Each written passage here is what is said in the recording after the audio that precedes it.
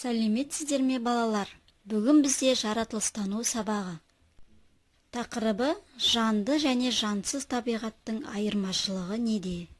Берілген суреттеріміз табиғаттың қай бөлігіне жатады деп ойлайсыздар?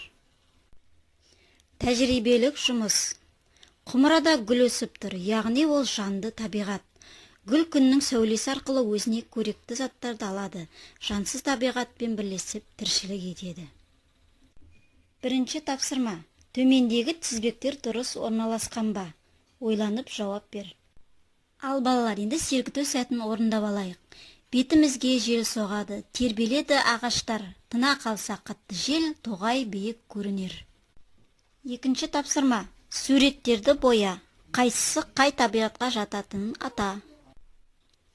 Қорытынды.